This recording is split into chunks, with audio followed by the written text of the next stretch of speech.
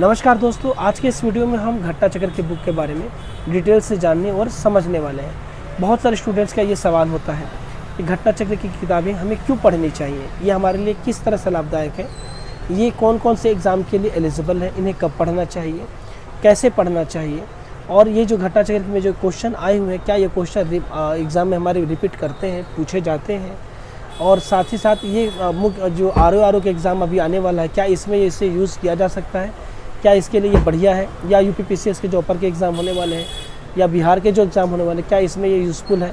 हम इन सभी चीज़ों को जानेंगे और समझेंगे। इसके अंदर में क्वेश्चन कैसे होते हैं ये भी देखेंगे, पैटर्न को भी समझेंगे, इसमें कौन कौन से सब्जेक्ट्स हैं और उनमें कंटेंट कैसे हैं और कितने हैं। तो आइए वीडियो की शुरुआत करते हैं और शुरुआत में पहले हम मुख्य बातों को समझते हैं।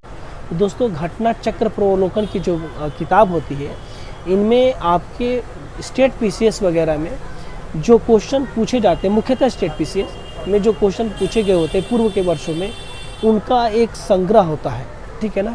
सब्जेक्ट वाइज संग्रह होता है। मतलब अगर आप जैसे इन्वायरमेंट के देख रहे हैं, इन्वायरमेंट के 20 साल 30 साल जो सवाल पीछे के वर्षों में इससे रिलेटेड जो सवाल पूछे गए हैं उनका एक संग्रह होता है।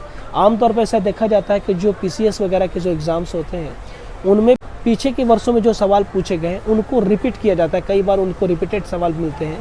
तो इसलिए घटना चक्र की किताब और भी ज़्यादा ज़रूरी होती है। यूपीपीसीएस अपर में भी और जैसे अभी आर के एग्ज़ाम आ रहा है इसमें भी इन्हें इस्तेमाल में लाया जाता है।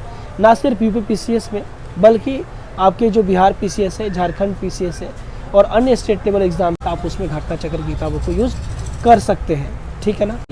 देखिए दोस्तों, एक बात ये भी है कि हम घटना चक्र किताबों को पढ़ने से पहले ज़रूरत इस बात की होती है कि हम पहले इसके जो बेस हैं उनको पहले पढ़ें और समझें और जानें।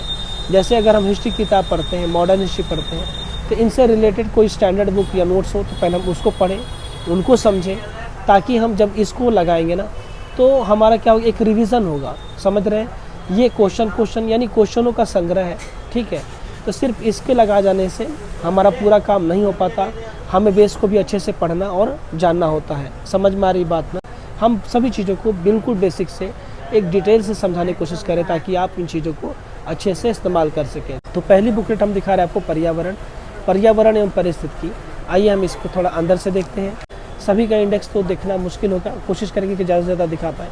तो ये इंडेक्स है, इसमें ये टॉपिक है, इसका स्क्रीन चाहे तो आप स्क्रीनशॉट ले सकते हैं और ये आपके पेज नंबर है। टॉपिक से स्टार्ट होने से पहले आपको एक शॉर्ट नोट्स मिल गया डिटेल से। अब यहाँ से इसके सवाल स्टार्ट हो जाते हैं, है ना। और हर सवाल के नीचे में ये भी बताया गया है कि ये सवाल कितना इम्पोर्टेंट है, मतलब कि इसमें कितनी बार सवालों को अलग अलग एग्ज़ाम्स में पूछे गए हैं। ये सारी चीज़ें इसमें बताई गई, दिखाई गई, कौन कौन से क्वेश्चन सवाल में पूछे गए हैं। तो ये सारी चीज़ें अब हम आगे बढ़ते हैं। इसका इन्वायरमेंट हमने दिखा दिया। अब थोड़ा सा क्वेश्चन को भी आप पढ़ लीजिएगा, थोड़ा इसका एक्सप्लेनेशन पढ़िएगा तो आपको एक आइडिया मिलेगा, ठीक है। ये हो गया इन्वायरमेंट की बात। आगे बढ़ते हैं, ये है सामान्य विज्ञान।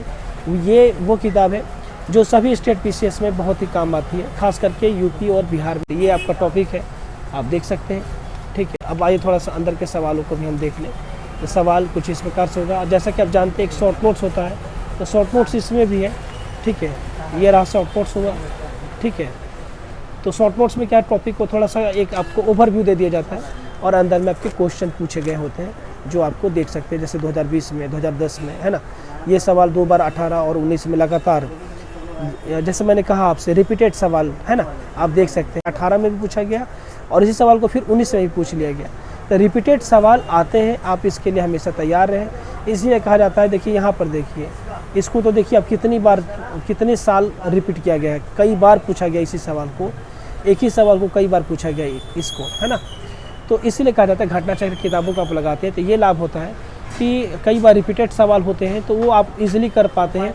इससे दो फायदे होते हैं। एक तो आपका प्रैक्टिस मजबूत होता है और दूसरा फ़ायदा ये होता है कि चूंकि रिपीटेड सवाल भी बहुत सारे पूछे जाते हैं तो आप उन्हें भी आराम से कर पाते हैं। इसीलिए मैं आपको एकदम विस्तार से और अच्छे से बताने की कोशिश कर रहा हूँ। वीडियो अगर सही लगे तो आप इसे लाइक ज़रूर करें और हो सके तो थोड़ा शेयर करें, थोड़ा अच्छा लगता है अपने को। जब हम लोगों को थोड़ा बूस्ट मिलता है, आप लोगों से प्यार मिलता है तो बेहतर लगता है। बाकी इन किताबों को अगर आप चाहें तो घर बैठे मंगा सकते हैं। आप इस नंबर पे कॉल करके ये राजेश बुक स्टोर से घर बैठे मंगा सकते हैं। पूरे भारत में डिलीवरी होती है, तो आप इसे जब चाहें तब मंगा सकते हैं। आप इन्हें हम आगे देखते हैं।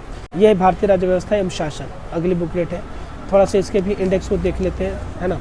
तो ये इसका इंडेक्स है, ये हम तीसरी बुकलेट देख रहे हैं, ठीक है ना।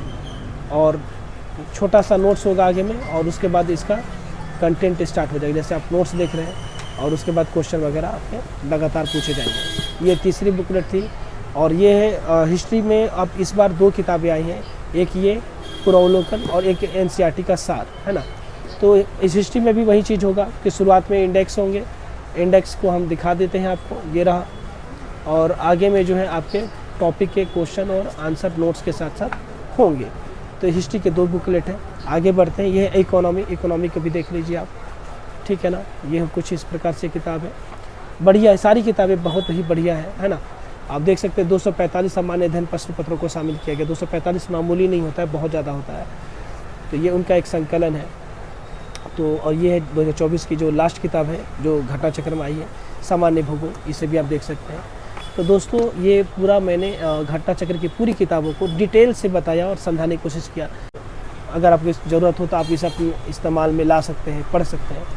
तो अगर आपको भी ये किताब की ज़रूरत है, तो अगर आपको मंगाना भी है तो आप इसे दिल्ली राजेश बुक स्टोर से घर बैठे मंगा सकते हैं। और अगर आपको इनसे रिलेटेड कोई सवाल रह गया हो जो मैंने नहीं बताया हो, तो आप कमेंट में ज़रूर बताएं, ताकि हम अगली बार इस चीज़ों को अच्छे से समझा सकें, बता सकें। मिलते हैं अगले वीडियो में, तब तक के लिए बहुत बहुत धन्यवाद।